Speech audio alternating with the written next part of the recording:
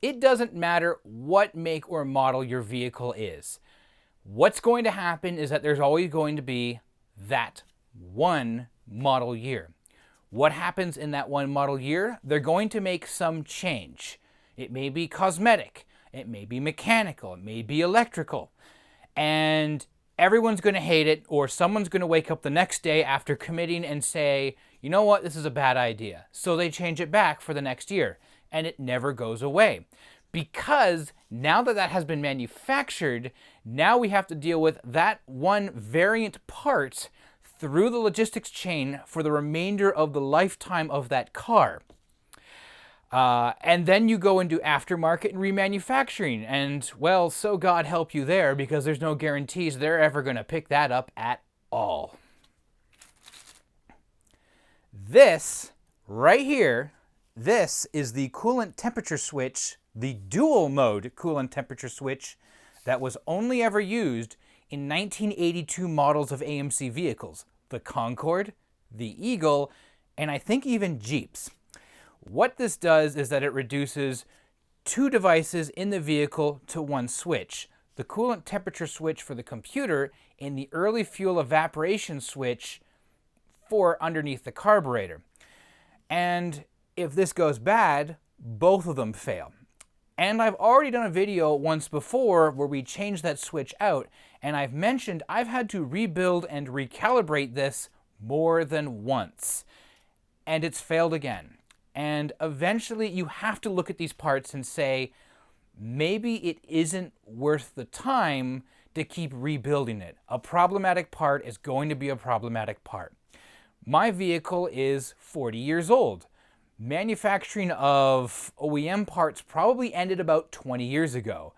Remanufactured parts don't exist. Aftermarket parts don't exist. So you have to come to a conclusion. Either we just stop using it and we're going to have to figure out what to do with two items that don't work anymore, or we're going to find a way to repair that.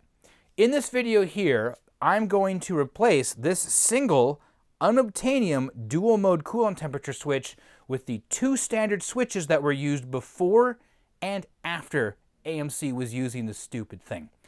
By the way, it's worth noting, we will not be modifying the emissions control system or the computer in the vehicle. We won't be bypassing anything. For the most part, if you take this and do this modification yourself, and then you go to an inspection or an emissions testing facility, you shouldn't technically fail any sort of inspection. We're not modifying or altering anything in the vehicle. All we're doing is just retrofitting a defective part with new parts which operate in the same temperature ranges. Typically, trying to find out what the temperature range is of a switch when usually all you're supplied with is a part number is not an easy task. Thankfully, for whatever reason, inside the technical documentation for the 1982 model vehicles, it actually lists what those temperature modes are for both switches. As a result, I can look at those, and then I can start looking up white papers on other switches, and then realize, you know what? The temperature range of this thing is the same as both the old and new switches. So I can replace this easily enough. So what am I going to use for the early fuel evaporation switch? We're going to use this right here. This is J3242321. It is a single wire, single post switch. Now what are we going to use for the computer? For that, in this case here, I'm using a Borg-Warner part. They aren't a sponsor, by the way. The WT5012 coolant temperature switch. You Jeep people are going to know this quite well because this is that part. Both of these are just these, and I'm completely frustrated about it. But now we can get rid of this. Cool, a nickel. You know, it's worth noting at the same time, for this 1 year where there was a model variation, what I've gone and done here is that I have the intake manifold off of a 1984 Eagle. This will be the same thing as the Jeep. And you can see right here, we have a port right here which is used for your computer coolant temperature switch. It typically hides in there. And over here, we have a port for our early fuel evaporation switch. These are actually both part of the same coolant channel, which is the port right over here and the port that's right over here. This port right here is actually used for what's called the coolant temperature override valve. That's related to your distributor advance and your EGR. That's not part of this video. But it's interesting to note, like you'll notice on the 81 vehicles and earlier, it has those two ports. We can see here on the 84, it has those two ports. And right now, I'm currently working on my vehicle, so I have its intake manifold taken out right now. And we can clearly see that this is our dual mode coolant temperature switch with its ridiculous harness here. And over here, we actually have the same tap out, the same hole drilled into the same water channel that has been just plugged off. Now I'm going to save you a whole bunch of time here, and what I've actually gone and done is I've just heated this up so I can actually twist this out by hand. So there we go. And it's the same thread. I can take this now and I can put this on this manifold. It doesn't matter which one of these I thread into. It's exactly the same. Even for the CTO, which isn't relevant here, it threads into that, no problem at all. Now the last thing we have to do here before we can actually do this conversion is we have to deal with this. So I'm sure the more seasoned people who know these manifolds and switches will notice this piece of red metal here. And that's just a piece of metal that I've gone and designed that just clips over and holds the whole switch assembly together. Because when I pull on this, well, okay, it did come loose there. Yeah, it's basically just popped loose there right now, and it's dirty and nasty. You know what's interesting? This connector right here, this is actually the same connector that you find on Chrysler torque flight transmissions for the neutral safety switch. So this is already a really alien part. And by the way, I cannot find this in any sort of Ford or Chrysler cross-reference. This switch is very special, all the way down to the connector it's using. But the connector it's using plugs into the vehicle's wiring harness with this weather pack connector. What we have to do when we convert from one switch back to two is that we have to replace this. This little packet right here contains a wiring harness conversion kit exactly for that. This conversion kit is not available in stores. That I'm aware of, this was never a product that was sold by AMC, by Jeep, by Chrysler, by anyone. I had to look into this and I had to build my own conversion harness. Do you want to know how I built it? The diagram that you see on your screen right now is the pinout, the wire color coding, which stays faithful to the vehicle's harness wiring, and the various Pico part numbers needed to buy all the connectors to make this work. You shouldn't need anything else. And that's all we need. So I'm going to take that out. We'll put that over there. I've already taken this one off, so now we can take this one off. And I do believe I have a wrench hiding over here. And this is significantly better than the last time we had to do this, and I had to fight with all of this and our plumbing, which is one of the great advantages. Yeah, just twisting it like that broke it. Okay.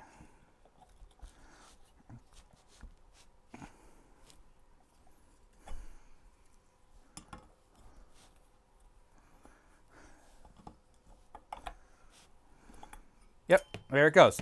So the switch assembly fell apart again.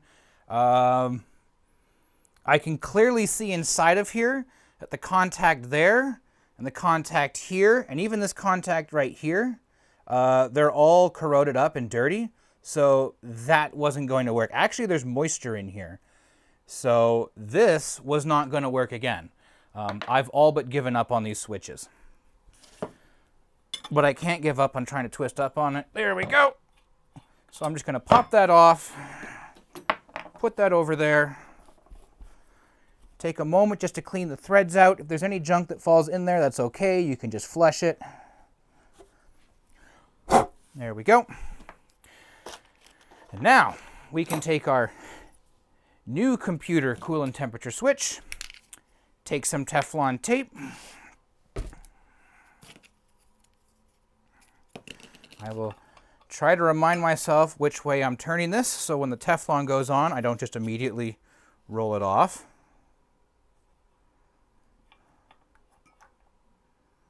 Okay, I think it's this way.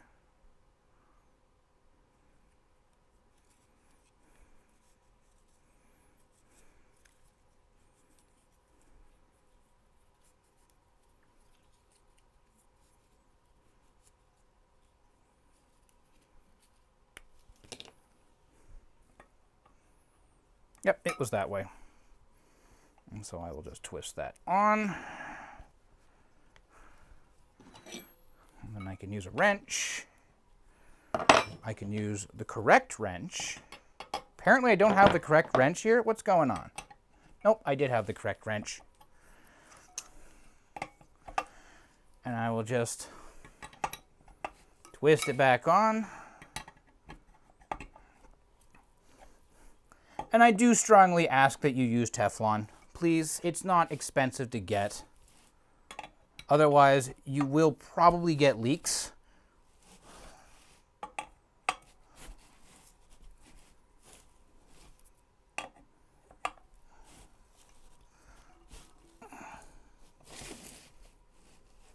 There. So that's the computer coolant temperature switch installed. And now the early fuel evaporation switch. So I'm using brand new parts. Typically I don't see these fail, but your mileage may vary. And typically also, I haven't seen one of these fail either. I have spares of both. They're all testing good. So chances are if you buy these new, it'll last the life of the car.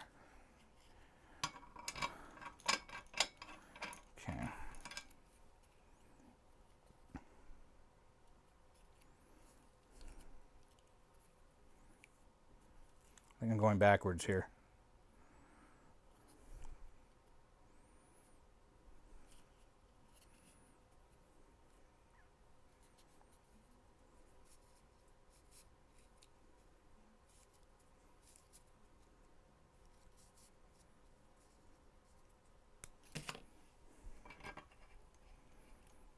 Nope. Okay. So what happened there is I put that Teflon on backwards, and the moment I tried to tighten it down, it just began to spin off. So that's no good.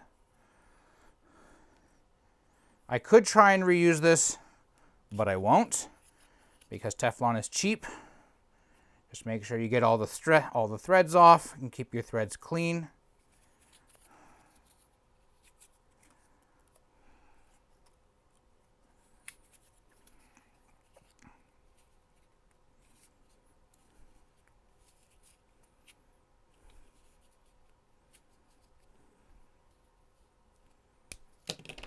Go.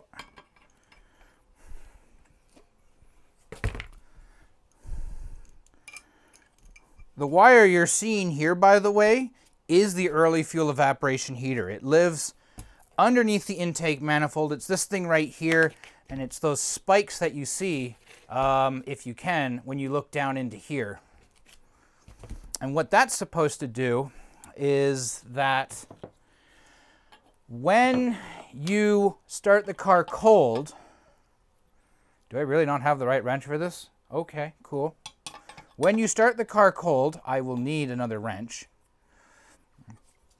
As the cold air goes through the carburetor, the fuel will naturally make it colder. And the inside of the intake manifold is not yet warm because our two ports here moving coolant through haven't warmed up enough yet. So the electric heater is just there to just kind of keep the air-fuel mixture warm as it makes it for that last like 12 inches or so before it gets into the cylinder and combusts. I'm going to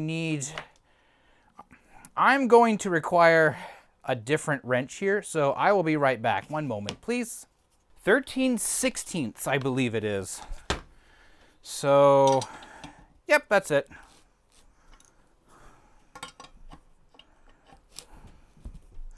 It's also worth noting that with both of these components I'm installing, these aren't just newer parts that are also out of production. They are still both available through a variety of sellers. Rock Auto is one such source. Napa, I believe, is also one such source. Neither of these companies are a sponsor of this channel.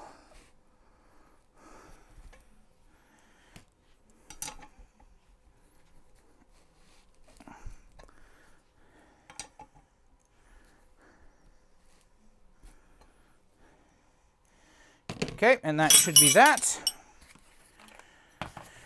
Clankety clank. So I will now go. I will take our harness conversion kit right here. So for this style right here, the size I've listed, if you aren't entirely satisfied with it, with how like big or how small it is, you can ream it out a little bit until it stretches to fit over here. Or you can try the one size up. I haven't tried it myself. If you are going to use that or you have one, just try down in the comments. But that should just push on like that.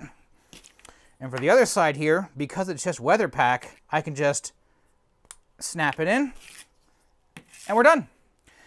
You might want to use maybe a zip tie just to hold this together like this so that when it's in the vehicle, it's just one less set of cables that are dangling around, possibly getting touched, or, you know, because the exhaust manifold is directly below it, you know, melting against those cables.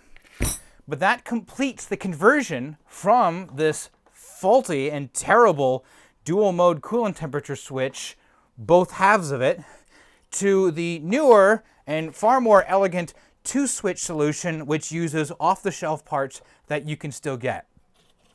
Now, I'm going to go and maybe clean this up a little bit more, and I'm going to throw this into my car here. But we're done. There's really no other testing to do. If they're bad, you can just swap them out again. I doubt they're bad. Try used parts if you want to, but I do hope this is quite informative and helps people keep the various electronic components in their vehicles still running with the use of newer parts. I hope that you also enjoyed this video. If you have any more comments about this here, just leave something down below. And until next time, have a good one.